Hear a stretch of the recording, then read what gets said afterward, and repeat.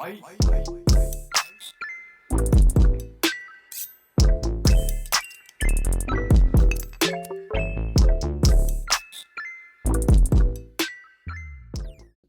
favorite show every single year, the March Madness preview. We've done a variation of sorts over the last few years, back when Josh and I used to pick every single game. This one's gonna be really cool. Wanted to do this with Cole for a while, and his positivity and light on college basketball in the last few years has been really cool to see.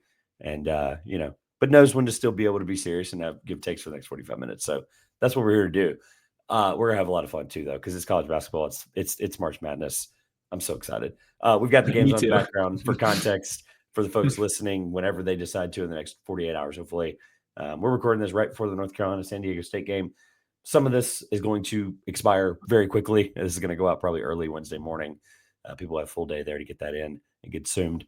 But before we do all that, let's introduce you officially. For those that, for whatever reason, haven't seen your content now, and just for context for you, you've kind of forced me to I want to be a journalist. I want to do this. I want to do that. And I want to be constructive. But ultimately, college basketball is a fun sport, and there's nothing like it where, like, in the same season, we have the number 1 overall seed get into like a fight on a plane in November, to like buses exploding, to like, I mean, literally, I'm just thinking of like 2 things I can think of off the top of my head. Oh yeah. But just the kids running on courts, kids throwing things on courts, those happen. And there's even weirder stuff that we could like sit here and do. I do a show every year, or it used to be an article, now a show called the NBA Good, Bad, Ugly. And I would just try to find those things throughout the season that were just so outlandish and it doesn't even pale in comparison.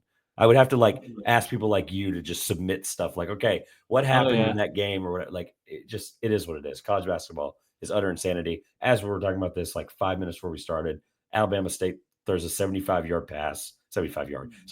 pass. They make a layup, they win with 0.7. Like, crazy.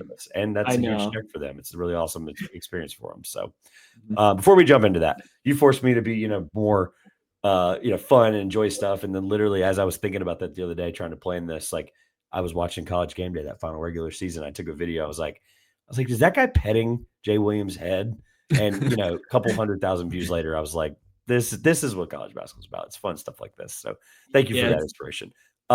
Introduce yourself, and then we'll jump into it. Maybe some affiliation, if you have any. I think I know some of it just from the posts and stuff, but your background, college basketball, maybe an inspiration for why you like it the way you do. Yeah, man.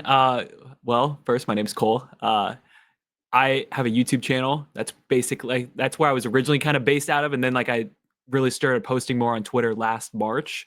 And like then my account kind of took off like during March of 2024. And then I just kept going at it this year. I just like to have fun online. Another thing I like to do is I like to be an instant kind of reaction type of thing. So I just was having fun and posting weird things because like I love college basketball because it's just a whole mix of a lot of different things. You get really good teams, you get superstar players that are going to go on to the NBA. You get weird stuff, you get some passion from mid-major schools that you understand that type of culture.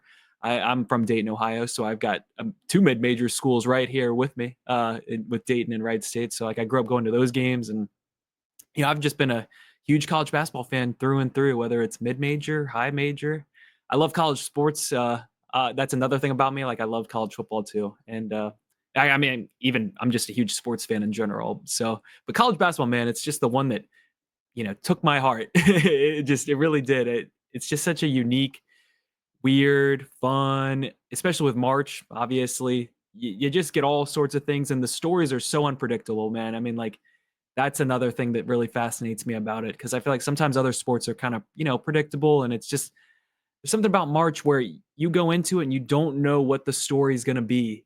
And I think that's a really cool thing. And it's just it's a unique college basketball thing. And that's a little bit about me. I've been posting like college basketball stuff on YouTube since, I think I started my account in 2018.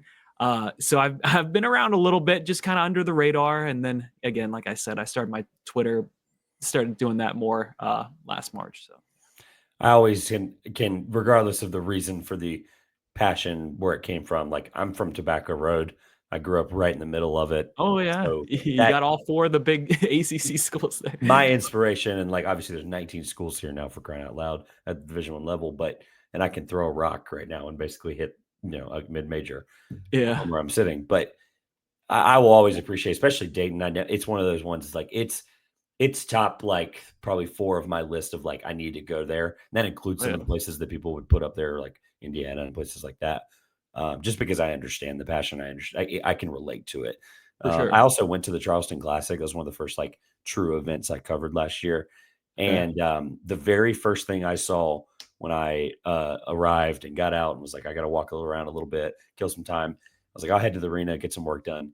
And the first 15 to 40 fans that I saw were Dayton fans. And mind you, this is like Thursday morning. The tournament was starting like in a couple hours. They weren't going to play until like 7 that night.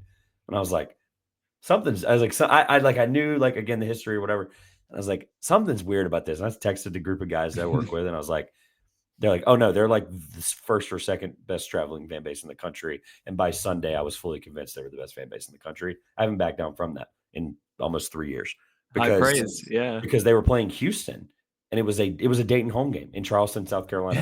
I think I tweeted it. I think I was like the decibel meters was almost the same amount of miles as it is from Dayton right now. It was ridiculous. Well, they call it the decibel dungeon, so it's literally a perfect. It's perfect you say that. Couldn't believe it. I looked around on Sunday and I was like, what is going on? I was like, this makes 0 sense. I wish they were playing the NCAA tournament. Of course, that would be really cool. Same here. Let's jump into it here a little bit. Sure. Before we do, just some kind of things that I'd be curious about based on just the stuff you shared this last year or so. And I do plan on watching the 68 team preview. I think it's a really cool concept because a lot of the teams already. Yeah, automatic qualifiers. and it's been something that I've done on my channel since like 2020. So Nice. like I've been doing it for a very long time. It's just, again, like I said, I was kind of under the radar. I didn't really like interact. I just kind of posted my thoughts and just kind of left it at that. So now I'm trying to interact more with people. Yeah. I always appreciate when people try to look at it from I know you have the running joke about if you haven't been watching since November 9th, then don't bother or whatever. Yeah. I know that ultimately is satire only because you understand that there are going to be people right now that aren't even going to watch these games. Like they're not going to watch North Carolina, San Diego State that tips off in 5 minutes, whatever. Like they're going to turn it on Thursday at 12 o'clock. They're going to love it. They're going to enjoy it. They're going to be just as passionate, whatever. But they don't know the day-to-day of any of these teams. Like St. Francis BA, most people couldn't have pointed on a map to where they are. Like that's a real thing. And even Alabama State, for granted, who just won a game. The point being is like 68 teams. Like I think the guys from Sleepers did like a nice breakdown of all the teams as well. A lot of people doing really great stuff. Point is you kind of have to look at it from, when we're covering this, like people need to know, not that we need to like rub it in their face. We've been covering it all year, but they need to know who they're watching and supporting. So when St. Peter's decides to make the Elite Eight and they're on the doorstep of the Final Four, a school that like literally no one had heard of other than people who covered the MAC 5 to 10 years. It's like, that's a real thing that happened. It's really cool because like people can pinpoint and go, okay, yeah, he might not have been right about what he thought about St. Mary's, but I can tell he knew what he was talking about with St. Mary's. Yeah, and I do it as like it's obviously it is satire. I do it for 2 reasons. Like I want people to enjoy the regular season because there's just so much that happens and it's like a roller coaster of all sorts of different things. You get your feast week, you get your conference tournament play, you get even like crossovers between conferences playing like a battle. You know what I'm saying? So it's like a MAC Sunbelt Challenge in February. Like who thinks of that? Exactly. And it's like, it's such a cool thing. And I want people to like the sport. I'm not trying to say, hey, you're not allowed to. Basically, it's a don't bother. It's not don't. It's just don't bother because it's like there's so much cool stuff that happens during the regular season. It's like you're doing yourself a disservice by just not acting like it exists or even like not watching it. I want people to like college basketball. That's ultimately like my goal when I do those type of tweets. You're not convincing folks that like are vehemently against it. Like there are people that do it just to be annoying and be like, yeah, I could care less, whatever, until March. Like, okay, cool. Like that's fine. And I'm an NBA guy. I grew up in the NBA just as much as I grew up on college basketball. And honestly, like the paradigm for me shifted in the last 5-7 years, like being around it. Interesting. How it really did. Like it was something like when our podcast started, it was like, granted, I've only been doing this since 2020, but like it was one of those things that I was like, okay, I was hyper aware of it. NC State games, the whole thing, like, going to, I went to camp here at Campbell where I live. Yeah. And for those folks that don't know that, we don't have to get into the whole story. I can link it below. But that basketball camps at the college level started here. Like that is where Michael Jordan came and John Wooden. And like, I knew the history. I was here. I've been to the camps. I played on the floor. Like, it's all stuff that like I was just hyper aware of. But the NBA was just always on at night, and it was always on the national broadcast. And there was just, it was more prevalently front of face. And if it wasn't Carolina, Duke, or whatever, I might not even care about college basketball. If it wasn't for the locality of it, honestly, I might not be a fan. Like, that's the craziest part about it. Like, I am openly admitting that because, again, hyper aware of where I live. Yeah. So, flag or broom for National Player of the Year? I'm gonna go with flag. I said that in, I would say, I think it was late December. I was like, well, I felt like just because the ACC was going to be down, I'm like, I feel like he'll probably just start to kind of take over more and more. You really started to play. I mean, obviously, he got hurt in the ACC tournament, but just quickly, I would say flag. I would say flag. I would as well, only because of the unbelievable nature of it. Like, he just turned 18 not that long ago. Like, oh yeah, dude, he's that's playing 17. insanity. Like, I know. it's when you take that in consideration versus like, I love the story of going from Morehead State and all that stuff for Broom. I really do. But like, he's had time to grow into this kind of player.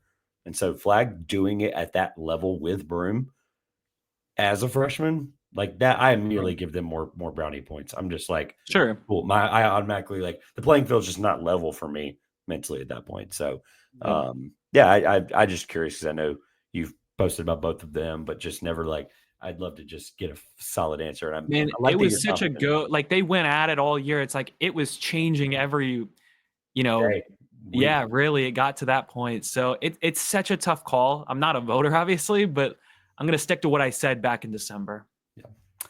All right, let's do this. We'll start like everyone does. We'll start in the top left region. If you're looking at a bracket for those visually, abled folks that like to think about it that way. Top left, we're gonna start in the South. The goal today is to not pick every game. I kind of just have some general. Would love to know where you are, and I think you and Ryan Hammer and some others have posted like screenshots of a couple of games and being like, "Cool, it's gonna be like 10:59 on Thursday morning," and I'm like, "Oop, don't know that one yet." And I'm with you. I think this region specifically is a very good example of that. I don't necessarily want to start with the upset, but like, I guess we'll start with Auburn's the storyline. They're the number one team for a reason. They've obviously had a weird end to the season, but I think some of that was just I think they just took the foot off the pedal. I really They do. did. I think they just coasted. But does that affect, we'll open ended like this. Does that affect the way you're going to view them, or maybe you have them? We'll get to who you have out of the region later, but does that affect how you're going to look at Auburn, maybe the way they finished? No, it's not, and I'm not gonna let it. Sometimes I've done that in the past. Like, for example, Baylor in 21. It's like they had such a weird situation because they had like a COVID pause, and it kind of like screwed up them towards the end of the season, and it like impacted a lot of people how like they viewed them, and yet they go out once the tournament started, they were completely fine. So I'm gonna still stick with Auburn. I thought they were clearly a top 3 team in college basketball all year. And they had beat, like, the SEC was so good at the top that, yeah, they're going to have some slip ups where they lose it up, on the buzzer, or even fall to a team they had already played in the SEC tournament. So it's like, I'm not giving up. I'll gladly still ride the Auburn train. All right. People want to hear about upsets, and we're definitely going to do that because I think this region opens the door for that. Is there one you're most confident in? And if there isn't one, and I say upset, you can go wherever you want with that, but let's call Creighton and Louisville not an upset. I think you would agree on that. Is there one you're most confident in? And then is there one that you want to take, and maybe there's a reason not why? Are we doing this out of the South region? Just like the the South. We'll Auburn? stick to the South. Okay. Yeah. I'm going to ask you a variation of that question in general. I'm going to ask you a variation of that question each region. Okay. So. I like Yale again this year. It's hard to go against like the Ivy League schools. They're always consistent, and I just felt like Texas A&M they're just so bad sometimes offensively, and I don't know, just in my head I'm imagining another how did Yale out rebound Baylor situation with how did Yale out rebound Texas A&M, because that's what Texas A&M is really good at. So I can see that. I don't know. I feel like it's probably going to be Auburn, Michigan State. I had like, a ton of thoughts on maybe a Marquette, Michigan State, that matchup. But overall, I saw somebody say, when in doubt, Izzo it out. So I'm like, I'm just going to stick with Tom Izzo on that one. I don't know. What do you think? Is my question? I guess my counter question would be: is this UC San Diego Michigan thing, like, if Michigan gets by them, that certainly could really change things, because I think people think Michigan's underseeded. Obviously, the Purdue Yeah. controversy, 5-4, or whatever. Like they've shown for years that the conference tournaments don't matter. It is what it is. Like they're fun, but they ultimately do not matter seating wise. But Michigan, UC San Diego, that's the one everybody's picking. Like everyone's just Yeah. that's the one everyone's going to wake up tomorrow and just be circling in and Sharpie, as Seth Davis would say.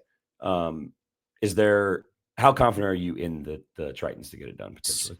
So that I loved UC San Diego, but like their best player in an Ananiwa, Tate Jones, I feel like Danny Wolf and Vlad are gonna probably be able to like kind of slow him down. Yeah. So I'm gonna stay off that one. That's just one like, and you know how it happens every year. It's always the one that everybody kind of like looks at that doesn't end up happening sometimes. And I'm just gonna stay off that one. So Does the injuries for Iowa State, when do they eventually become too much? I think it would be against Michigan State. I Okay. think that I think they can get to the Sweet 16 because TJ is such a good coach that I think that like they can be a team that you can trust even with like an injury like with Keyshawn. I know we're bouncing around here in this region, but it's just the way I want to kind of think about, like, ultimately we are going to kind of make some choices here. But if there is a team that can beat it too, it's probably Bryant. Their length, like Yeah. their smallest players, 6'5". It's kind of insane. They're almost like a Michigan State light. Yeah, and I then don't Earl believe it. Timberlake, who was at Memphis, he's Yeah. on Bryant, so it's like they've got like some, legit players. So The team I'm keeping an eye on the most is actually the opposite of how we started this. As of this moment, and again, I'm allowed to change my pick because I'm a human, in the next 24 to 48 hours. As of right now, I have Texas A&M coming out of the region. okay, It's a team I've been wow, in all year. They have a all right, dynamic, game-changing thing in offensive rebounding that can completely, like, if they are controlling the offensive glass like they have for many years under Buzz Williams, they basically, they can keep control of the game. The issue is their offense outside of that, with Wade Taylor, some of the shot jucking, like, that's when, like, they just have to know when they have control of the game, they have to know how to keep it. Now, they've also done the thing where, like, a lot of teams have, where you take your foot off the brake, or foot off the gas, excuse me, and you immediately, like, you've lost control of the game. If you start playing like just not to lose, that's Mhm. that's I think where they can get. And like you said, Yale, super intelligent. Jones has been a great coach for a really long time. Once you get in that league and you're successful, you really don't leave that league. And so Yeah, I mean, if there's any team that's going to outsmart somebody, it's probably going to be Yale. Shocker. But Texas A&M, I think there's just enough dynamic opportunities on the glass that I just think they're going to be able to beat a team like Yale, even a Michigan. I think they can beat them in the second round. I hope those two teams play in the second round. It's an incredible matchup. yeah, that'd be good. I'd be torn. I don't know. I wouldn't know who to pick. They're kind of my, like, if it's not Auburn, then who? That they're kind of the one I'm keeping an eye on. The only reason I wouldn't pick Louisville was because of injuries and because of the fact that they'd have to play Auburn immediately. So Yeah, that kind of, like, I think they just got royally screwed seed wise. So. yeah, that is such a bad like.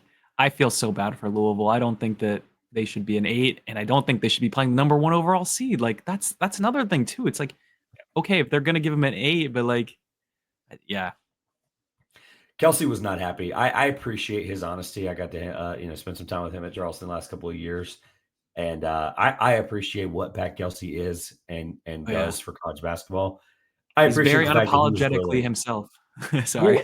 and no, it's 100% true. Even when there's an opportunity to be, the civil, we're gonna just go put the hard hat on and go to work and try to get the win against great whatever. He didn't have to do that. He did for the most part, but then he goes on the Kentucky Sports Radio and he's like, I don't know, I felt like we were kind of slighted. He's like, what better can we do than, I don't know, like, finish second or third in the league and make the championship game? Like, he just laid all these cases out, which, albeit, I'll defend this. Like, most of them weren't NCAA tournament deciding factors. Like, people try to talk about the AP and all that stuff. Like, technically, none of that stuff actually matters when it comes to this. So I get it. Yeah. I get the frustration as well, because they're a better team. Obviously, the detriment of their league. There's a lot that kind of goes into that, but The one thing that I am curious about, like, what will it take? You clearly seems like Auburn, they're a freight train, kind of hard to stop Sure. a freight train. But like maybe not necessarily a team, Michigan, Texas A&M. Sounds like it would be somebody down at the bottom, like a Michigan State. Uh, what is the recipe to beating Auburn, do you think? Making them uncomfortable. I think that you can't be scared of them per se. Trying to get their guards to, like, you know, because sometimes with Auburn it is the guard play. No, I thought their guards are. I mean, it's different than last year's team for sure. Yeah. I mean, I respect you being bold enough to take Texas A&M, but like I said that Auburn was the best team in college basketball like a couple months ago, and it's like I like to stay with my takes. So I'm Yeah. going to continue, riding them to at least the Final Four. I think that Michigan State would be, that's such a tough draw. It's like Izzo on the verge of making a Final Four. It's like, how could you side against that? You know what I'm saying? But I don't know. I just feel like Auburn's a team that really has to capitalize on this season. My favorite thing about the tournament, predicting it in less than a week, like the things that we just have to kind of take and just take and run with, is that sometimes data really is important. And as silly as this sounds, I do like this set, and it's gonna be a good reason because we've all done the bracket by now. We've all done one maybe off of our gut. I've technically not done one where I sat down and looked at every single matchup analytically. I've not done that yet. Plan to do that after this podcast goes out. I did my gut one, and I was like Michigan State. Like I did Texas A&M. That's how it came out. But Michigan State for me, like I wonder about the offensive capability, and especially like you said, if they play Auburn, like you're gonna have questions immediately. And no 2 seed ever has ever made the Final Four being unranked before the season. It's a stupid stat. It's a silly little thing that you never really like. It has no bearing on this team and this Yeah. tournament and this specific case, but those trends happen. Like it's a real thing that has never occurred. And so it's a team that maybe isn't always, maybe if I had to evaluate and give you like a Sports Center answer, it'd be like they weren't really expected to be in this position and they are good, but they've gotten, it's taken them all year to kind of build to that point. So they have weaknesses, whatever. That's probably, I could come up with something. But it's if you're playing Auburn, I mean, that's an easy way to pick against them, right? So Yeah. if they're playing Texas A&M, it may be the opposite, right? I just think it's a weird stat, and it's something that I honestly, when I got them to I think I had them playing Texas A&M in that part, and I just was, it was just there, and it kept like it was like the angel and devil thing. I was like, that just kept coming up in my head. I was like, Yeah. I don't know. I also do have Texas A&M. That's probably going to change. Auburn's a wagon. Who do you have officially? We can move. I've got Auburn. Yeah. I'm gonna stick with. I gotta stick with it. All right, let's do the East. Let's jump around a little. East. Let's go that way. Okay. And people do them in order of the seeds for the most part. I think that's fair. One thing though that I want to get to, because I think there are a couple of teams that people are going to bring up in this regard. The immediate reaction I got, and again, that can age a little bit. I'll explain why in a second. Do you feel like Duke got like just a cookie cutter path to the Elite Eight? Yeah. Okay. Why? I'd say. I think that one, they got some pretty easy draws when it comes to eight or nine, like at Mississippi State or Baylor. I think they can handle them. I don't believe Arizona is like a great team. For example, they've even beaten them before this season at McHale. And then like Alabama, if Grant Nelson's like hurt, I still don't know off the top of my head like what's kind of going on with that situation. And it's Wisconsin. They've kind of underdelivered since Bo Ryan was there when it comes to March runs. So I'd say I thought they got like a pretty easy side of the bracket too. All right. I'll ask you the same question. Favorite upset in this region that you're just sure is happening? I'd say Liberty. Me I'm too. very on that one for sure. I thought Oregon wasn't like too great this season, and I thought that Liberty beats McNeese, beats Kansas a good. I mean, like Kansas State wasn't great this year, but there were times where there was flashes of potential, but they just didn't live up to expectations. So I believe that was who they beat. So yeah, that's my upset in that region. Yeah, just from a vibes perspective, Oregon and Michigan being the same seed line. Like I know there's a lot that goes into that, but just Michigan State's Big Ten champions. Trevor, I'm telling you right now, man, like the bracketing this year was really bad. I don't necessarily criticize that all the time, but I do not understand how they seeded this. They went against a lot of their principles that they say. It's ironic. As soon as you said that, they just showed Bubba on the broadcast. Just kind of a funny little thing there for those listening and wondering. I don't know, whatever. It's not live, so it's not really that pertinent on time. So you mentioned Arizona. Talked about Oregon. The team that I'm just. I don't know. I don't really have a question for this, but it's more of just a thought and an observation. If you have anything, Okay. but does it feel like as talented and better that Alabama is this year? Does it feel like I know they'd have to play Duke, they'd have to beat Duke, right? I get that. But does it feel like that they have enough talent, even with the injuries, they redshirted guys, unredshirted guys. Ultimately, they're still one of the deeper teams in the region. Does it feel like I guess I'll ask it this way. Does it feel like we're just kind of like, okay, Alabama's a strong 2 seed, but we know their weakness, it's defense, and we just can kind of look past that, albeit they literally made a Final Four last year? Yeah, Alabama's tricky for me because they do play such a fast tempo, and sometimes they can get cold, and it's like they play one specific style of basketball, and that kind of worries me, especially when the court shrinks in March. Everything kind of becomes half court, so it's like, can you trust that to go for a run? Yeah, they got to the Final Four last year. We'll see though if they can get past potentially. I would have probably Duke coming out of that region, meeting up with Alabama in the Elite Eight. That would be the matchup I have. But I think they got a pretty decent draw because I think they can get past St. Mary's. I think they can get past either VCU, Wisconsin, BYU. I think they could get I think it's set up for a pretty dynamite Elite Eight matchup. So Yeah, look, talking about the style difference and teams slowing it down with Alabama, I really think St. Mary's can beat them. St. Mary's this year at one point, I think Rocco Miller was the one that posted this. I think he was at the game. Yeah, Rocco's great. Was it a 30-0 run? Was it that? It was something stupid, literally just dumb. That St. Mary's went on. Yeah, and they just completely cut the water off, and they were like, "We're also going to kind of pull this lead out to an unsurmountable margin." Yeah. I think it was 30-0 or something stupid. It was literally 30-0 or 28-2 or so. They literally just put whoever it was, and it wasn't a bad team by any means, put them through an absolute just wash cycle. It was over. Not do I think they can do that to Alabama? Probably not. But can they make that game weird enough and hard enough?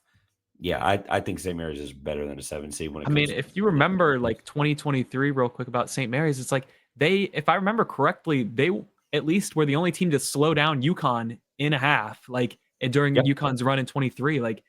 Sometimes they just get bad draws, St. Mary's, and people just kind of overlook them. But yeah, man, I think they could definitely make it very interesting for Alabama. I've seen I don't know. Again, there's a lot we can do, and I have some questions when we're done to kind of maybe absorb it all. But I've seen some ridiculous reasons for picking upsets in this region, and I'll or just in general over the years.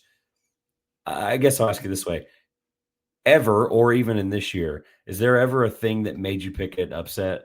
Like a 3-14 or a 5-12, like Liberty. Has there ever been a reason that just I know gut people talk about all the time, whatever. Not necessarily saying your girlfriend's favorite mascot or whatever, that stuff happens. People do that. I get it. And it's fun and it works. But is there ever have you ever had a team where you're just I'm picking them for that reason and it just was completely out of left field? That ended up panning out, or because that's always it maybe doesn't have to, but is there just ever one where you were that confident there was something different or weird? Or I'll give you if you'd like to know where I'm coming from, I can tell you that. There are people picking this Montana game because Montana's played at a higher elevation all year and Wisconsin hasn't. Yeah, dude, I get caught up in quirks like that all the time. It's that's where I'm getting concerned with VCU, for example, because it's I love VCU. I think this is a really good basketball team. Them playing BYU, for example, because it's in Denver. So two things, altitude and BYU has a good contingency there, and it's not far from Utah too. So it's strong. Yeah. So it's I I think about that type of stuff. I'll say one upset to date myself. Stephen F. Austin back in 2016 as a 14 seed. Like that was one that I was like so all over, with walk up. If you, I don't know if you remember that, but like that Yep. that was one that was like all over instantly, no matter what. So it's like I've had those. I don't know. I'm not like gonna act like I was right about like Max Asmus and Oral Roberts back in like 2015, but I knew they were really good even before they played Ohio State. I just didn't pick it in my bracket. Sometimes I get a little too, chalky, but it's like, a lot of these teams, it comes down to like, the last minute. So it's like you can kind of go either way when it comes, even like, I'm not just talking like filling it out the bracket, but like in a game. Because, sometimes all these games are really close until the final second. And it just flips on a dime at the end. So, but yeah, that'd be an example. Yeah, I heard the Montana one and I immediately was like, it's complete and utter horse you know what. And I was like, you know what? Maybe it's not. And like, I'm not picking it to be clear. But I just think it's one of those things I'm like, there has to be something there because like I don't really think about those kinds of things, but when they come up and they happen, I'm like, I know. should I have thought about those things? Exactly, dude. You get the second thoughts all the time with this stuff. That's why I like to try to at least have my bracket completely done by the first four, so I don't overthink it. Because like, there's partially sometimes you take some joy out of it too, because it's like you get so set on your bracket that it's like it takes away the enjoyment of March, and it's like I try not to let that happen, and it's especially hard too because from my perspective, I like to talk about the sport, so people do judge me a little differently when it comes to getting stuff wrong, but. Yep. I try not to let it bother me too much. Like it's funny you said the first four. We didn't really talk about it. We mentioned the fact that Carolina and San Diego State are literally playing right now. That's actually funny enough. Like it's the one I don't think I've ever predicted like the 11 or not like taking the 16 out for a second. I don't think I've ever gotten a Dayton game right ever. Making like I'm so serious. I think I might be like 15 or 20. Like it's bad. And then the one time I'm like, okay, well, you have to pick one or the other, and I'll print one off tomorrow and do the circling and all that stuff. It's always like, okay, you have to pick one of them anyway, because then they're going to have to play one of, the six on the other, they're going to have Yeah. to beat somebody to then play somebody else. And so I every time I pick one of them thinking they're going to be the one that goes past the six, it's always the other one. Like I'm dead. I don't think I've ever got one right ever. That's so funny. I'm glad Just you something admit that. It's Yeah, something I can it's just something that because it burns me I'm like Carol, people always talk about people to the last 2 days we talked about Carolina. They're like, "Oh, well, they got a favorable whatever. If they can get past San Diego State, I could see them making the Sweet 16." I'm like, first of all, no. And second of all, as soon as I say that, they're gonna do it. They're They literally gonna do it, and I'm gonna be like, I "That's know, it." right? Like North Carolina, everybody's saying they shouldn't be in, and I mean, if they're going off bracketing principles, yeah, shouldn't be. But yet, I could see them doing it just because the guard play. It's just Yep. March is it's a chaotic thing. That's why we call it March Madness. All right. We talked about upsets, talked about a lot of fun things. Ultimately, Duke, right? But who do you have coming out of Yeah. here? Who do you have playing them? I guess would be the better question because the bottom, I think we've hit on a couple things, but you got to kind of Yeah. pick somebody to play Duke, right? Like it's a weird cluster down there at the bottom. So Yeah. ultimately, who's in the Elite Eight? Who's in the Final Four in that one? Yeah, for me, I've got Alabama meeting them. I, I've got Duke coming out of the region. I just felt Duke was so strong this year, and I thought they were super mature towards the end of the season too. That's something you got to watch for. I mean, they're kids, so it's like you've got to judge maturity level too. So it's like I thought they were playing really well. I thought that they had gotten better. 'Cause that's another thing with the young talent that they have. They can take a huge jump compared to like even teams with older players because we don't really know what they're capable of. And I thought they were getting better. And I thought John Shire did a great job this year. I think John Shire, yeah, he brought in talent, but they ended up panning out and turning into a really good basketball team. So I think he deserves, some good props too. Especially, that's another thing too, man. It's like we're seeing these lineage guys come in and not have success. John Shire has had success in his 2 years. So I think he's done a pretty good job. So Identical records in back-to-back years, identical Elite Eights, and people are still mad that they made the Final Four. It's lunacy. Like I've been in the building, I've been around the program. It's lunacy. Like I get that standards are standards, but yeah, dude. I mean, like he's done a he's great incredible. job. Yeah. I still wouldn't have voted for him for Coach of the Year this year. I'll let that one rest. The people that are angry at me will know exactly what I'm referring to. All right. In the Midwest, I have Duke, by the way, as well. Yeah, I was about to say, well, who do you have them playing? Or I actually have them Trevor, I playing mean, it's your show. Please. I have them playing St. Mary's. Okay. I See, do. Trevor, I like that you're I think taking they're going risks. to do it. Okay. I think Duke is going to win, but I think St. Yeah. Mary's, because I think that they'll be able to cut off anybody's water, BYU, Wisconsin, or Alabama. Like, I think those three, they're the only, like, let's be honest, from BYU to Robert Morris, that cluster from 6 to 15, they're the only like strong defensive team Yeah. out of that And they entire look, cluster. yeah. And I thought they looked like, we'll get into Gonzaga. I thought they looked so much Oh, we better than will. Gonzaga all year. And it's like, people are a little too high on Gonzaga to begin with. Anyway, I like the bravery of the pick, man. Good stuff. Good stuff. Yeah, I hope people listening out there, I hope they find the love of their life that loves them as much as Ken Palm loves Gonzaga. Because my God, Yeah. they were there the whole year. Like, it's great. Anyway, I won't get into that. I don't want to drag it. They've been what, like 90 straight 6-16s or something like that. Midwest. I'll ask it this way: when the Midwest came out, what was your immediate reaction? That was like, oh my God.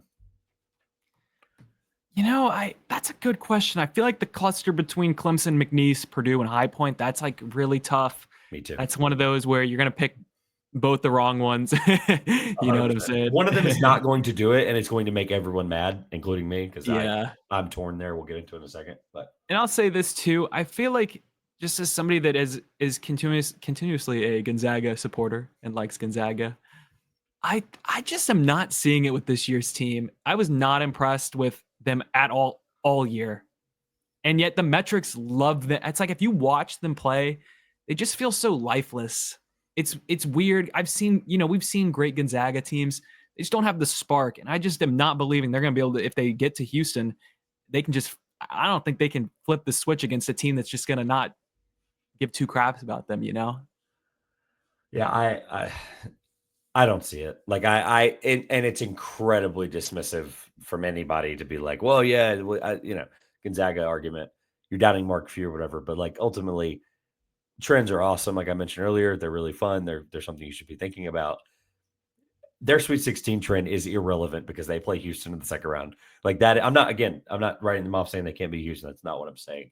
I'm saying that like people are using that Sweet 16 trend as okay, well, they're just going to make the Sweet 16. And I'm like, Yeah. you have to go year by year and look in front of you.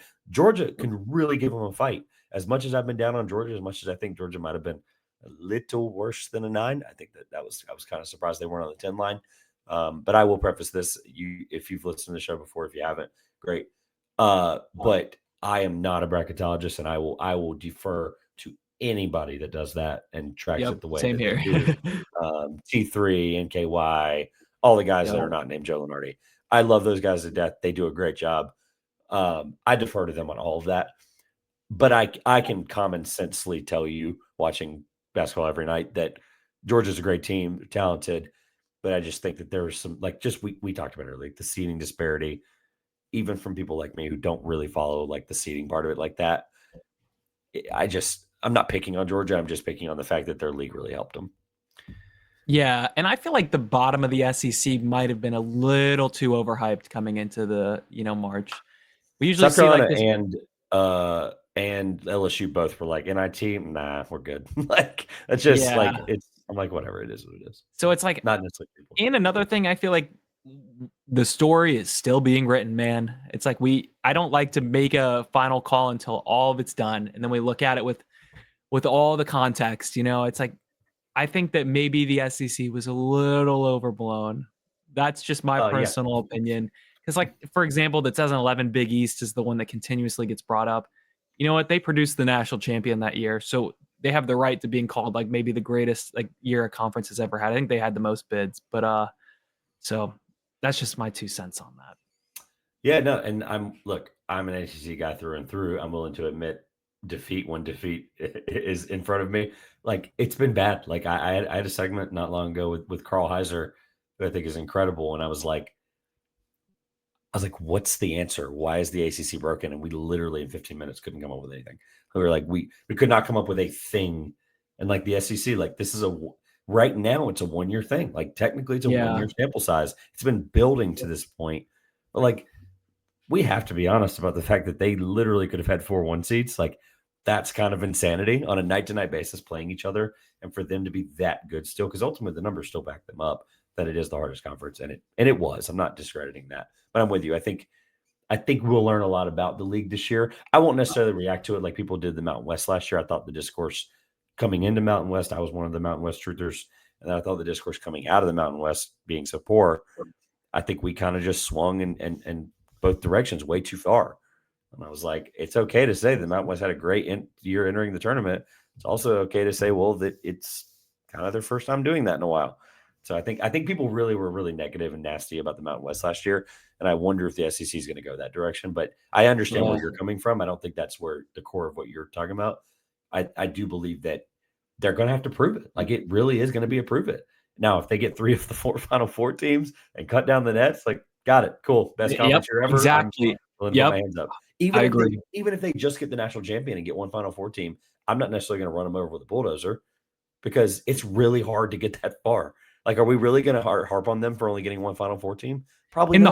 The harping, from my opinion, comes from it's just the whole conference realignment, that type of stuff. Because it's like we don't need to blow up the ACC. It's just going through a reset.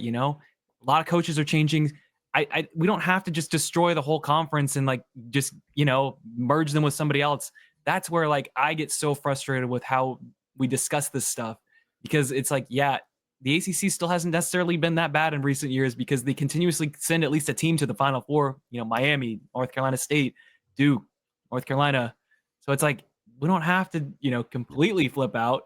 You know what I'm saying? That's just like my kind of opinion on that. I just think it's going through a reset. It happens. Conferences go up and down all the time. It's just they're having a bad stretch. I think it will eventually get better. I would push back only on the blowing it up part. I would blow it up in the other direction and send Cal, Stanford, and SMU back where they came from. Bingo. I agree with that too. I hate it every night. I'm like, oh, Wake Forest is playing. Oh, they're playing. It's SMU. gross. Awesome. It's really, I hate it. Yeah. All right. Couple of things here on this region to get done let's here. talk about it. That cluster you mentioned of Purdue, High Point. What do you have? What do you have out of that? You're Mr. Upset. I have High Point and McNeese playing each other. Okay. I really do. All right. I think it's very simple. I was picking High Point coming, and this is stupid because this is how you get screwed. But I was picking High Point no matter who they played. I just was like I saw them earlier this year. I saw them beat UAB on their home floor. And it's an unreal, like for their infancy of a D1 program. I get people are going to talk about the money. Like if you don't know anything about High Point outside of the last couple of years as a basketball team, like it is, they call it the Taj Mahal of the South for a reason. It is incredible. I've seen videos. It's nuts. And what's funny too about it real quick is that I'm friends with like another YouTuber who went to High Point, and like he was kind of explaining to me how none of that stuff was there. Like the recent investment they've made in all of this is just remarkable. Yeah, people can joke about the billionaire buddies with the president. Like, I don't care. It makes college basketball better because they don't have a football team. Like it's I have said this. I have said this on shows this year, all year. My first ever credentialed event was at Cameron Indoor Stadium. So like, imagine your first ever like wonder of the world, seeing the Taj Mahal. Kind of crazy, You'd be like, well, everything else kind of stinks, right? I walked into the Cubane. I've been getting it right this time. I walked into the Cubane Center this year, and I think I was more blown away with that place than I was Cameron Indoor.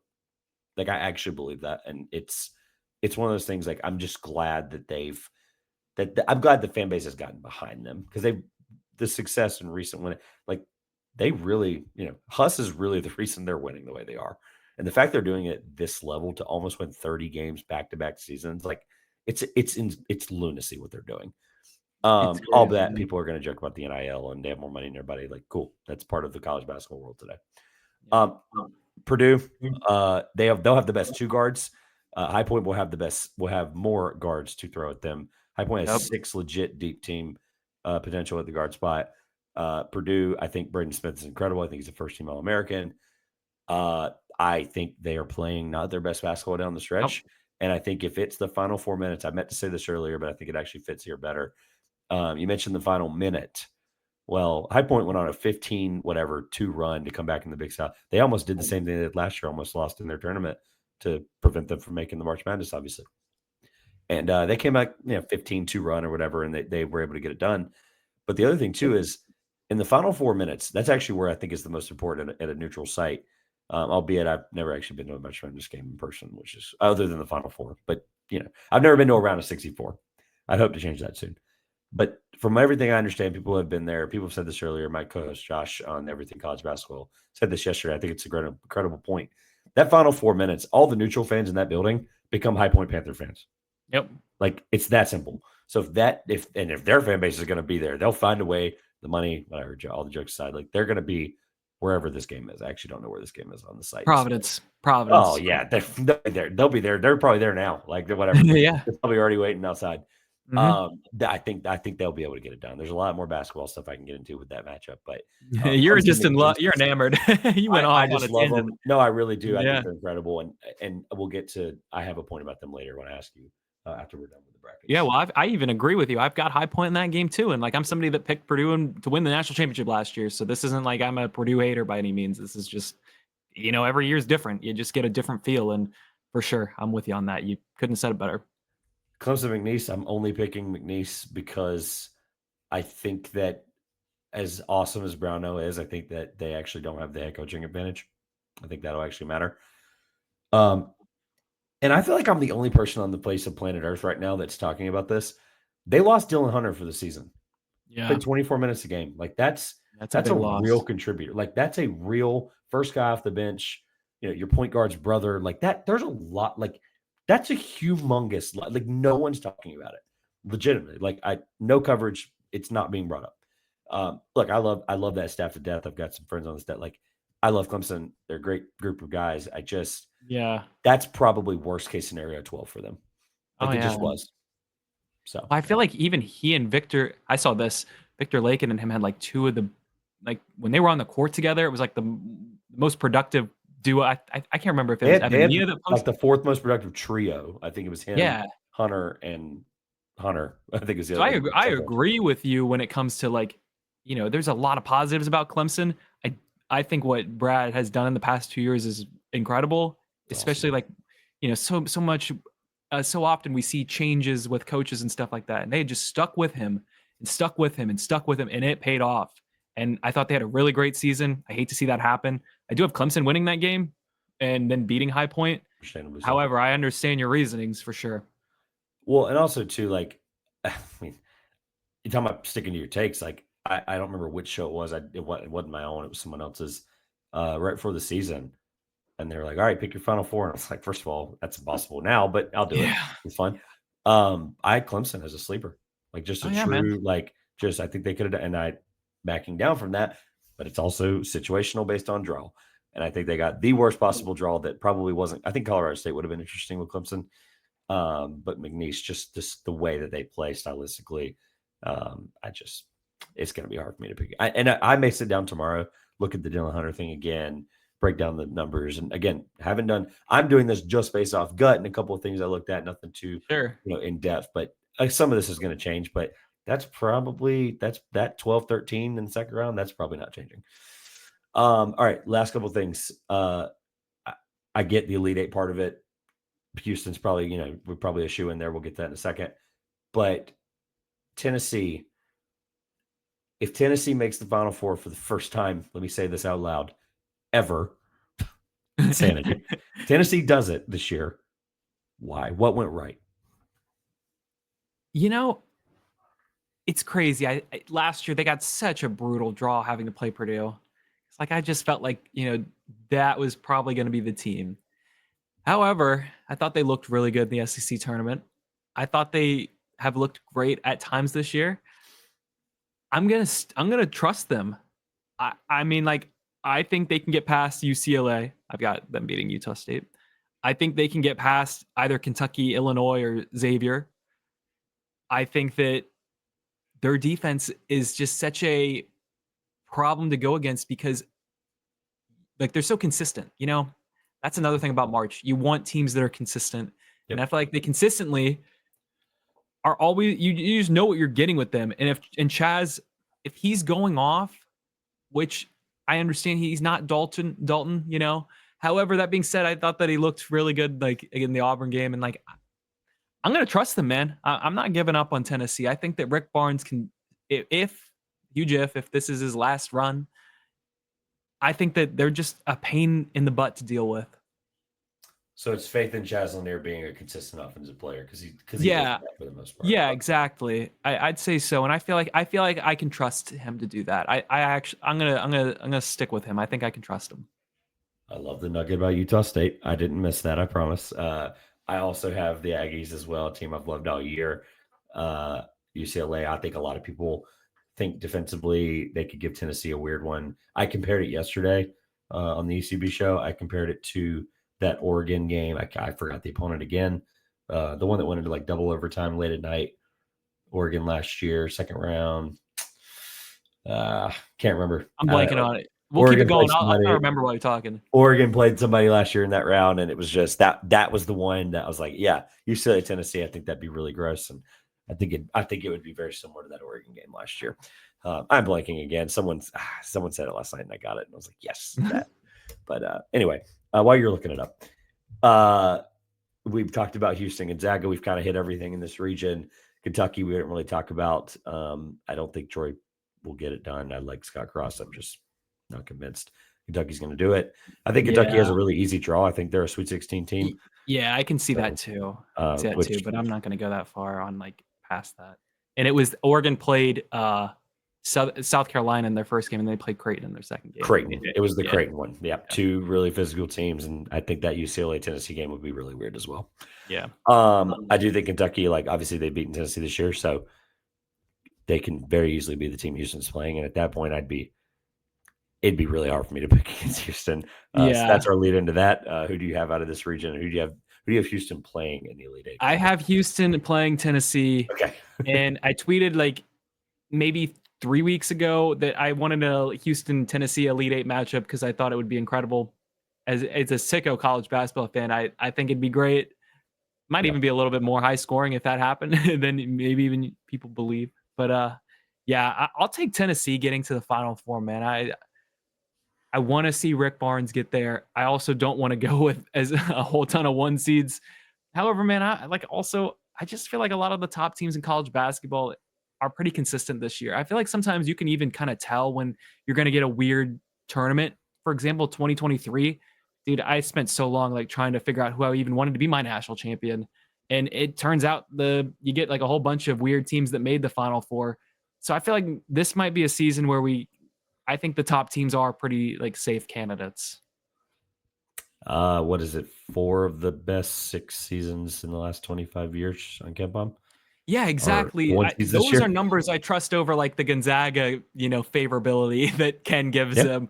But like, I think that you're totally right when it comes to like, I think the top team, like that number, like the best teams on KenPom all the time. I feel like the top teams this year are going to be like, I feel like I'm not going to take too many chances. That's basically the point I'm trying to get across. It's fair. It's a really great way to think about brackets too, because ultimately those 12-13s are really cool. But other than maybe St. Peter's and like Oral Roberts and some others, there's a reason the people that win the bracket pools every year are the ones with 1s, 2s, and 3s in the Final Four. Like that's a real thing. So. Just what happens. So, with that being said, about your point about Tennessee and 1 seeds and that kind of thing, I've been a Houston Kelvin Sampson fan for a very long time. He's one of the coolest people I've ever had a chance to interview. The fact that I think they're better without Jamal Shead is like lunacy, if you really think about it. Yeah. I'm not picking against them. I think that they have just as good a chance as anybody to win the national championship. So they're going to be my representative. And I have been playing Tennessee for now. Okay. I might, if it's Kentucky, Tennessee, when I sit down and do everything again tomorrow, I'll probably pick the Cats just because if they're healthy, Lamont Butler, I've seen that guy I've seen that guy in the biggest moments of his life in person. I was at that Final Four that you just talked about when he hit that shot. I will never forget that to the day I die. I'm not even going to lie. I might like that one a little bit more than the Villanova one. Oh, just because they were down, it's like that's something that gets overlooked. The Villanova one could have gone to overtime. Correct. Like that had to go down. You needed it. And it was like, I tell this story all the time. Not a single person around me had our phone out. Like it was one of those things, like because it was off a rebound, there was all kind, like it was in motion, and so like everyone was reacting to it. It was like such an authentic like pre-smartphone time. It was just incredible. Yeah. It's one of the greatest Yeah. things I've ever I seen. love moments like that, man. It's such, again, like that's what makes our sport special. All right, we still got a West region to get to. Let's do that. This is Alrighty. Florida's region, which is crazy because people are, Florida is a very strong contender to win Yep. the national championship, and Hottest team technically the fourth. currently. They're technically the fourth one seed, which is crazy. It's like any other year they'd be the one, like they'd be the number one overall seed without a question. Oh yeah. Florida, you've got the UConn Oklahoma thing. Yep. Let's just address the elephant in the room. You have 3 Hall of Famers at the bottom of that bracket. It's Yeah, unbelievable television. Let's just talk about it for a minute. Like, Yeah, we can geek out about that. What are we doing? Like, what is going on down there? Like, I Yeah. honestly, when I saw it, I could not put like pen to paper and like come up with anything to think. So let's just talk through it. What in Dude, the world is going on down there? it's crazy because you get Kansas, that's the preseason #1 overall team, Which and then is you get just me looking Arkansas, back who's on got that. yeah. Then you get Arkansas with Cal. Like this is his first run with them. We'll see what they do. And then obviously Patino and St. John's have just been the talk of the sport in the past month. So it's like you're gonna get and that's in Providence too. So it's like, dude, could you imagine John Calipari against Rick Pitino? And it's funny too, because it's like you're just completely overlooking Bill Self, the guy that's won a title in 2022 and is a Hall of Fame coach. So it's like And is the it's higher just seed in this situation, which is like, well, is the better yeah, team. exactly, Trevor. Yeah. So Yeah. that's one that like as a fan of like, tradition, as a fan of not wanting to see the sport change, as a fan of somebody that grew up watching all of these guys, this means something to me. So it's like, as much as I love Omaha, I kind of might be cheering for St. John's no matter what, because I just want to see a story like that. Yeah, the St. John's thing, like they're really good, so I definitely don't want to compare it to my NC State Wolfpack last year, but like the sheer irrelevancy of the programs for granted St. John's was actually a little bit longer than that than State's was because they at least were competitive, last 10, 20 years. But like I work for a site that is based in Providence, Rhode Island. So, I understand the Big East. I understand the Northeast, and I'm around it Yeah. every day talking to these guys. And, to hear and see and feel the reactions they had after being in the Big East, like I get it. I honestly I love Rick Pitino. I love history. I love the sport of college basketball and what it means. And we're all his stuff aside, like he's awesome. Like, let's just be upfront about like when he's winning, it's just incredible. And I have him to thank for the single most viral thing I've ever posted. So just a rant that he had at a conference or at a what do you call that? The neutral site game or whatever. He's incredible. I love him just being in the room, whatever. Yeah, that's going to be a hard cluster to pick. Gut, Oh, I yeah. went Arkansas St. John's. Okay. I don't feel great about it because that's down in Bill Self in Kansas, like you literally just said, and that's probably going to be one I flip eventually. But I just don't. I don't know. I feel like Arkansas is really athletic, and I feel like they're going to get Hunter Dickinson just on his heels, and at that point, Yep. he's like a deer on ice, and so you put him on his heels, like you've got him you're in his head at that point. And Yeah. I'm not a huge fan of Dickinson, so I think they'll be able to take him out of the game. So. No, that's a fair take. I mean, I'm going to cheer for. I want to see Calipari versus Patino. So do I. So Colorado State, couple of storylines with the mid majors here. Colorado State is favored over Memphis. I get Tyrese Hunter's injury takes into account that. Grand Canyon was a really, really popular pick last year. They did get it done, I believe. Yep, they got to get in the same areas. Yep.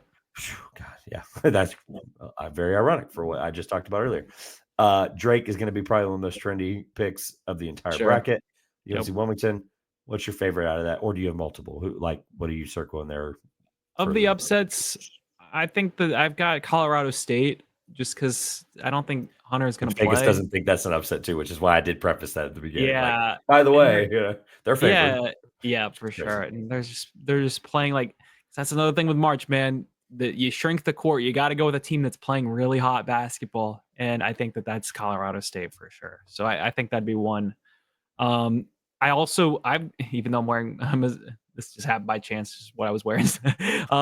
I've got Drake. Yeah, like I'm impressed with Ben McCollum. Like I think it's a completely different team from past Drake teams because he brought all these guys, and they've been playing basketball together for so long that they know each other. I think that they're going to slow the game down and really frustrate a team that likes to kind of run up and down in Missouri. So yeah. All right. I know I asked for 45 minutes ish to an hour. Well, we got a couple more things if we want to hit, if that's all right. Oh, I've got plenty of time, man. We're all good. Yeah, Carolina's only winning 37-19 at the under 4 Exactly. timeout. Like, what is I going missed the wrong, like I missed the Ugh. right game when it comes to them. Jeez. It's on. I'm keeping up with it. I just like it's. Anyway. I actually really I want to go back and listen to it because Rothstein was very animated after Carolina made the bracket. Yeah, I know. He's It's the like that's where I sideline guy. just yeah, because Bubba's there too, so it's fascinating. He interviewed Davis at the last time out. Like that's insane. Like Yeah, Davis saying, heard everything he said. I know. Like, See, that's where it's like I don't like to freak out about disservices about stuff. Yeah, I just my problem here, Trevor, real quickly is again, they say they have bracketing principles. Well, why don't you stick to those bracketing principles instead of having an outlier like this? Like, there's a reason the net exists. There's a reason that they said they were going to value more of like analytical websites and stuff like that. So that's where that's my controversy. That's we probably just should a have led side with point. it, but I know that that's like the thing that's being dug into the ground right now. Probably should have led with it just for the sake of where we are right now in the podcast, talking about the West region, an hour in. However, though, are you pro bracketologists doing it like for good, or are you like? Because my argument As is a side those point. athletic directors are there. Like to preface my question, those athletic directors there, I actually don't have a problem with that part of it. I'm with you. I have a problem with the criteria and how we're sticking to it, and the honesty and integrity behind it. I actually have no problem with like I laid it out. I won't do it today. I laid it out yesterday. The next handful, they have like the years on some random website, whatever. Somehow they have the years of like the next like 5 to 6 years of people that are in that committee or the chair, and it's a really great blend. Like I actually think it's really like the Manhattan athletic directors in there. Which, granted, Okay. these people Oh can yeah. be in different positions, tomorrow. Like it, I get that. But for Yeah. now, they're established in their role, and it's a really good blend of mid-major, low major, high major, athletic directors of also commissioners of conferences. Like there's things that I think are really good blend of people in college basketball. I don't love that it's entirely those people though. Yeah, I definitely think there should be some other people in the group, which it's funny too, because it's like, you grow up and you're already seeing like changes when it comes to them starting to use more of like Ken Pom, for example, because Ken Pom just used to be kind of like a niche internet thing. And then actually it's like, it's become such a popular, like he's taken over when it comes to, yeah, we're going to actually start using this when it comes to bracketing this type of This was stuff. the first year they've ever used Bartorvik. It's a real thing they used this year for the first time. Yeah, so That's incredible. I would say eventually, yeah, man.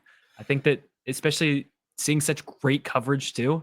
Like for example, T3, like his account is incredible. He has done a great job this season. So it's just like seeing somebody and you get a whole season full of him and like you see how he goes about it. It's like, okay, well maybe we can make some sort of adjustment with like how we bracket this type of stuff and maybe add more influence with somebody like him, for example. I think they can find a balance. I think like Yep. the argument of Balance all is a good thing. bracketologists, I'm like, Yep. there has to be. Those guys are going to look at it just strictly from. A lot of them are going to look at it from just a number sheet, which I think at that point would be kind of the opposite of where we would be going. Sure. I love T3 though. I'm glad you talked about that. All right, last couple things in this region. Back to the West. It's a great tangent though because like it's a burning conversation right now. Oh yeah. So I don't want to go too far in one direction or the other because I definitely want to get to some kind of like rapid fire stuff at the end. Sure.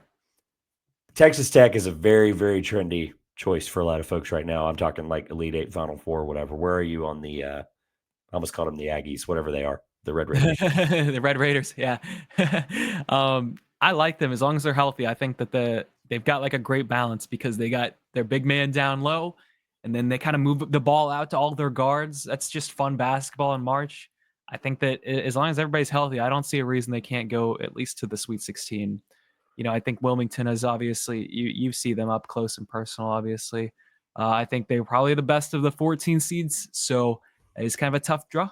Maybe you disagree with that, but I'm just looking to make sure I'm not missing anybody. yeah, They're without a doubt the best of Lipscomb, those four. yeah. So Lipscomb's good. Love Lenny as well. Yep. But again, I think if Tech's healthy like they're supposed to be, I think that they can at least get to the Sweet 16 too.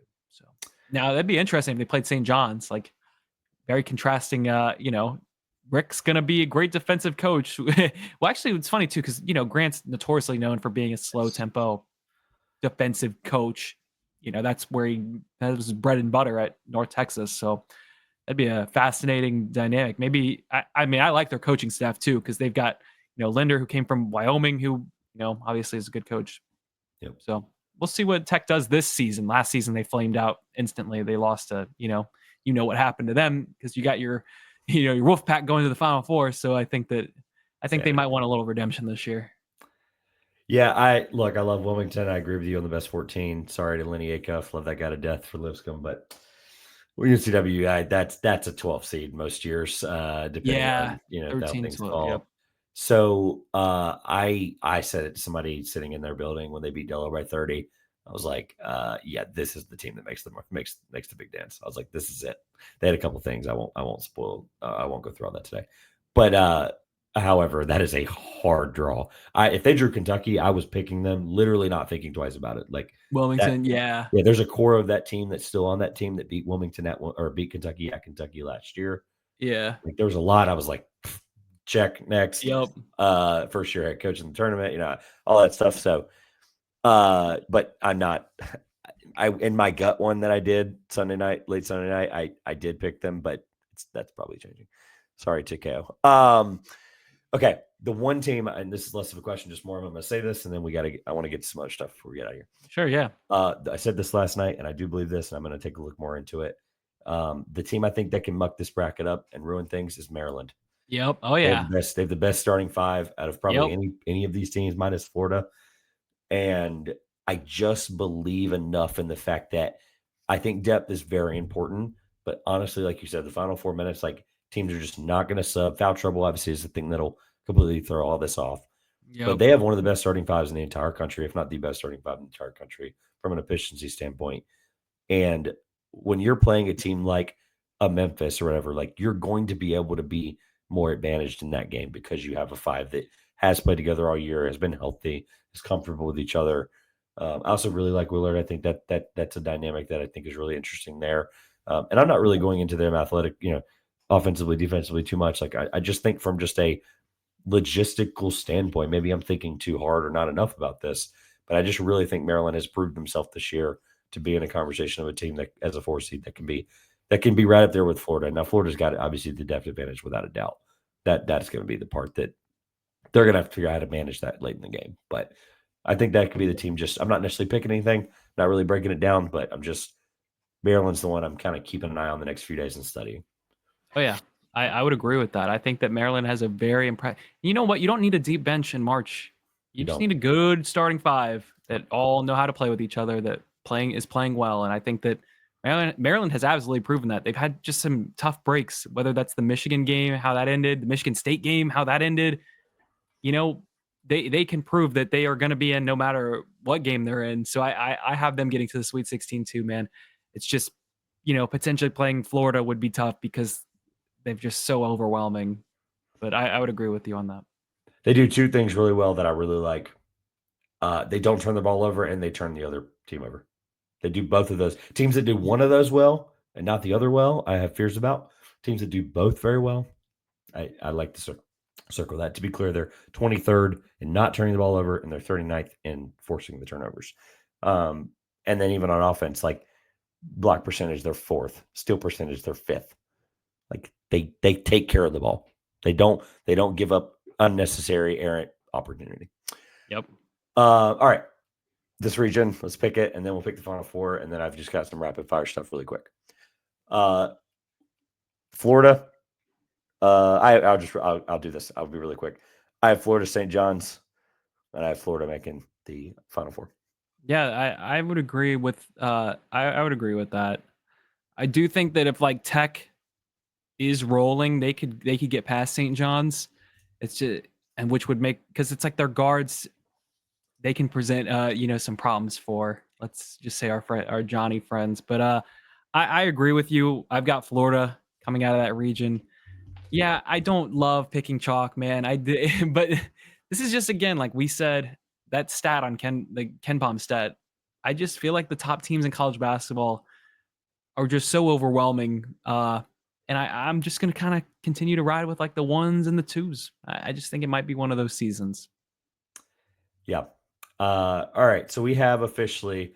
I actually went to write down all of your Final Four picks as we were going, and I completely forgot as we were bouncing around. Oh, I've got them on my. I God, got my bracket on me. Oh, you're perfect. good. Read them off for us. Yeah. So my Final Four, I would have Auburn against Florida, and then on the other side, I would have Duke against Tennessee.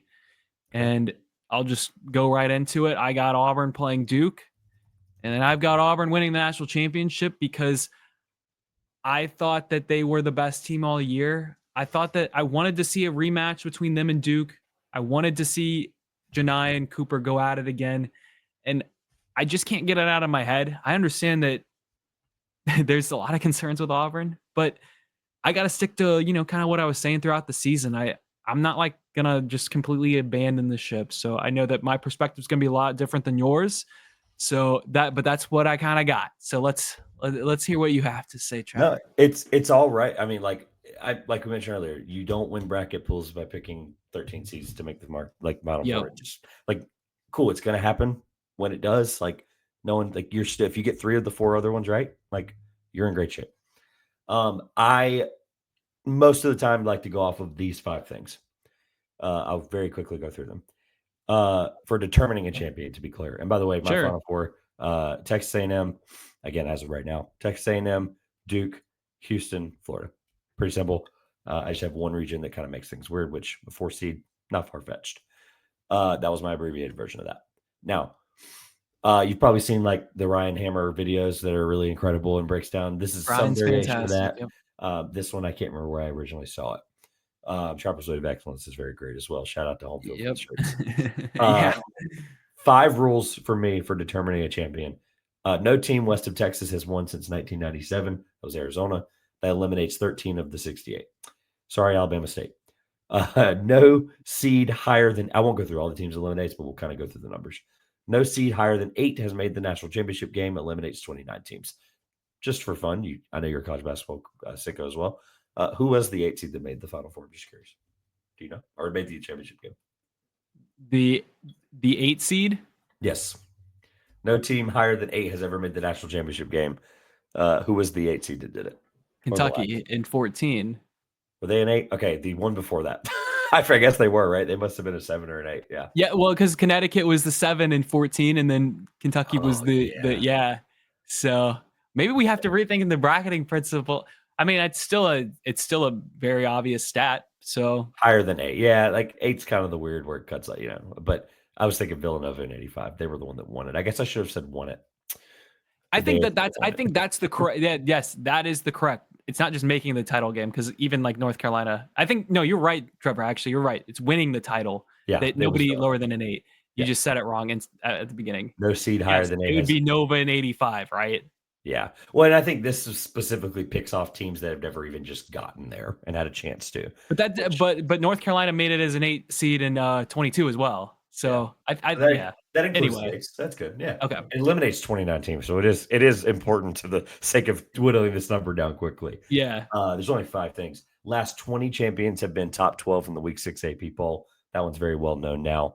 That eliminates 16 teams. So now with those 3 combined, last 19 of 22 champions have been KenPom top 20 offense and top 40 defense. That eliminates 4 teams. And that leaves us with Tennessee, Auburn, Oh, yeah, Auburn is on there too. Tennessee, Alabama, Iowa State, Florida, Auburn, and Duke. So all teams that we legitimately think can win it probably. The last 21, this is the one you maybe haven't heard before. The last 21 of 22 national champions have either been a top 3 in KenPom team or been named UConn. So UConn's clearly not on that list. That narrows us down to Florida or Duke, and I have Florida playing Houston in the national championship game, and I have Florida winning. All righty, there you go. I all think, that weird stuff, but no, I like it because that's our thing with college basketball, man. You got to find these nuggets. That's just the name of the game. I think that Florida is a very solid pick. There's absolutely no reason to not believe in them as what we have seen in the past couple of weeks. They've been playing incredible basketball. All right, let's rapid fire a few things really quick. Hardest region, just gut feeling, just there's no number behind this, but just hardest region. I think it'd probably be, man. That is so tough. I think it'd be Florida's region. We'll see just how dominant they are in the tournament with the West. Because it's like, again, I think Maryland could make things very interesting. It's just, are we going to see an explosive Florida run that kind of just they run away with the game if that were to happen? Or, St. John's is just so good defensively. We'll see how they play against potentially Florida. I think that'd probably be the toughest. I will say your prediction would probably be the South, where A&M is coming out of. I have the Midwest for what it's worth. Okay, Midwest. Okay, that's fair. The depth of the upset, I think, is why. Funniest storyline that you would just have the most fun with on Twitter. You asked me that, and I don't know, because it's like hard to predict how a story. Like, obviously, we got through the coaches thing. Another thing that I didn't mention was I felt like the South was kind of the Maui region because Auburn, Michigan State, North Carolina, and Iowa State. Because we're seeing North Carolina play so well right now. Yeah. They might, yeah. So like I was calling out the Maui because they were all in Maui, and I thought Maui this year was just fantastic. It was an incredible tournament, so much fun. Had so like many high major teams. I'd say that's kind of like a story that I was looking at. I don't know. Actually, one more for you. I got you, Trevor. I got you. I think the Maui's a great answer, though. I really do. I didn't even think about that. Yeah, well, I was just one of those. I was just kind of noticing as I was filling it out, and then it clicked. Another one I have for you is this. I think we're gonna probably get a new champion like that we haven't seen since Duke, in at least in 15. So I'd say the past decade, because Villanova, they're not in it. Virginia's not in it. Kansas is a 7 seed. I don't know if they're probably gonna win it. Connecticut's an 8 seed. Baylor is a 9 seed. So I think we're gonna get a new champion that we haven't seen at least in the past decade. Love it. If you had to pick one of the 16 seeds to do the UMBC thing, or do the whoever the other one was at this FDU thing, who is it? Okay, so I'm gonna obviously I'm gonna be biased here. I had 2 tweets just completely blow up about like whoever has to play Florida is gonna get destroyed. And then I'm like, I'm so sorry, Norfolk State. And then so just for that, that'd be hilarious if that ended up happening. I'm sure my mentions would be flooded. So Norfolk State's awesome, though. By the way, for real, when they have a top I think Jones is one. I think he's like a top 30 coach in the country. He's incredible. So that's actually the fact that they drew them. Actually, is just terrible luck. But yeah. So is it Norfolk State? That'd be the one. Yeah, all right. That'd be the one. Same question. 15 seed. Bryant. I'd say Bryant. Yeah, it's that they I look at it every day now for the last 2 days, and I go, I'm not picking it. I'm not picking it, but it did happen. I'm not. Hey, there's a storyline there with Phil Martelli Jr. I think that would get that'd beat up a lot of publicity because Phil was at Michigan, and those two don't like each other, Michigan and Michigan State. So I'm sure that the Go Blue Nation would probably be all over that one. It's a nice wrinkle. Last couple. I don't know if we actually established this earlier. Mid-major, or I guess upset, we have double-digit seed you have going the farthest. I'll say 11 or higher because 10s don't count. In my bracket, I like the 11 seed. I don't have one going like that far, but I think, and I'm not just saying this, it probably would have been North Carolina. I think that, it's just hard to go against a guard like RJ Davis, who's been to, a national championship game, that's been a 1 seed as well. I think that'd probably be the one, or maybe VCU. I think VCU would probably be the other one. Yeah, I have High Point if it wasn't obvious earlier. If you had to pick a seed that is 6 or higher to win the national championship, who would it be? Man, that's a great question. A 6 or a higher? I would probably say that cuts off at the knees, right? That cuts off the UConn run of 2 years ago. That gives you a team they really got to go for it to get there. Yeah, that is a great question. Okay, I would say, I did say Gonzaga I'm not all in on, but at the same time, man, if we're looking at the numbers, you know what, they favor them, I think. But I'd say maybe even Kansas. They came in as the preseason number 1 overall team. I obviously don't believe they're as good as they had come into the season. However, that being said, man, you just can't go against something like that. That's just, it's hard to pick something like this because it's just so improbable. But I'd say those would probably be the two. I don't think Connecticut. I'm going to rule them out. Last two things. SEC gets how many teams in the Sweet 16? You don't have to pick them. Just you can confidently pick a number. I'd say they can get. I think they can get 3. I think they'll get 3. And I also actually okay. I lied. 4. I think they'll get 4. I think Auburn, Florida, Alabama, and Tennessee. I think they can get all 4 of those. Okay. I think the argument earlier we talked about, like with 14 of them, they probably statistically, I know a couple of them would play each other in round 2. They tried to avoid that, whatever, yada, yada, yada. But there are a few that I think people are going to be like clamoring at the fact that they get 6 or 7, even like, obviously that's a lot, but it's just, that's a number I'm sure people are going to be keeping a close eye on. So I was just curious. Yep. So, last one has nothing to do with the bracket. I mentioned earlier, I make that part of the storyline as I talk about this, especially a lot of people are going to turn the TV on. I said earlier for the first time all season. We talked about storylines, whatever. What's just, elevator pitch, something about the bracket, something about this season, college basketball. Just no real great question here, but just, elevator pitch to somebody who's watching it for the first time. You kind of did it at the top, but yeah, like I always tell people, you don't know the story going into it. So you get like, we can watch this stuff all year, man, and you don't see a Jack Golke just start going off. I mean, like, I certainly could have probably seen it because like I like that Oakland team, Greg Campy, but you just don't see something like that coming. And not only that, man, I feel like the one that just gets completely overlooked, like compared to their budget. Here I am going. I'm already completely screwing up my elevator pitch, just going off on a tangent here.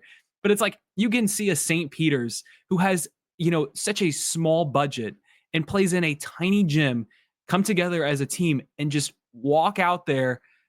All of their players were the only ones wearing masks, during that COVID, we're still kind of transitioning out of the COVID era. They all looked like the same, like they just looked like robots, and like they go out there and they just win and they win and they win. You just can't, nobody saw that coming. It's just a completely organic story that you can't predict. And I think that's the thing with college basketball. It's organic. It's local. It's you get stories everywhere. I love it. Couldn't have said it better myself. Do you plan on going to San Antonio? No, I'm staying home this year. I'm gonna go next year when it's in Indianapolis. I'll go next year. I plan to as well. I don't care if it's credential or not. Indy's a drive away. I've got a lot of great friends. I've been doing podcasts with everything college basketball. They're based out of just outside of Indy. It's just too many things are lining up not to go to Indy. And I'm pretty sure the NBA All-Star game is either there the same year or just the year after. So I'll be in Indy a lot the next 2 years. We'll have to meet up there when you're there because I'll be there. Live podcast. We got to do that. It'd be really fun. I'm going to try to schedule like 12 of them. We got to get all that done. I have been before. Like I said, I was there in Houston in 23, and I don't care that it was a bunch of seeds. You want to know the one I've been to? I've been to the 2021 one, and that's it. It was not even really, yeah. So that's tough. But like you'll just go. Like my elevator pitch to folks is like if you live anywhere remotely close to San Antonio, and I'm talking, another Houston, another city in Texas, whatever, it doesn't matter. If you have any reason to be there, the secret that I just will share, because it's not really a secret anymore, a lot of people still don't know this, is just buy the tickets the day of. It's the only national sporting event of this caliber that you can literally buy tickets for less than $200 the day of the game. Yeah. We did like the Final Four for the Saturday. We did the Final Four like fan experience, paid a lot of money to do like the fun. And I would recommend that. I think it was actually really good. It's put on like, I think by On3 or somebody, not On3, the scouting service, but something like that. I know. I'm not giving them fair justice, but it was incredible. I got to hear like Jerome Tang and Paul Biancardi and just some other guys do like a panel. I think Bill Walton was on that panel too. Rest in peace. Oh man, there was a lot. It was a great panel. If I find the picture, I'll post it. But cool. Free food, free drinks, like just an incredible atmosphere, great seats. And then we bought our national champion, like the morning of the game. We woke up, ate breakfast, bought the tickets. We were already going anyway, whether we were going to buy them or not. We were going to figure it out. And I bought them that morning. I paid less than I paid for the ones up top for the fan experience included. Obviously, that's a big price part of it. But also, we were sitting like, I don't know, like the equivalent of like near the end zone of a football game on the bottom bowl. Like I got to watch UConn win a national championship. The confetti's falling, like, and I'm not like in the ceiling for less than $200. It was incredible. Like if there's any way people can do it, they should do it. It's awesome. And this year we're probably going to get one of the greatest championship games ever. Like it's statistically. I think it's shaping up to where we're gonna get like a really good title game. I just hope it doesn't end up like Baylor Gonzaga. I know. Hey, I thought that was going to be there. it. I know. Like it just and I was Baylor looking so forward to that because it's like that they canceled the game they were supposed to play, and I thought they were the two best teams all year. Yeah. And it's like, man, I just wish they had played each other, and then they get it. We got lucky enough to actually get the matchup, and then it was literally over from the jump. And I was there. Been wanting to do this for a long time, so thank you. I know I asked for 5 minutes ish. We got an hour and a half, but big bracket, a lot to talk about. And I still think there's things we didn't really like. I feel like we scratched the surface. That's just how this is. Yeah.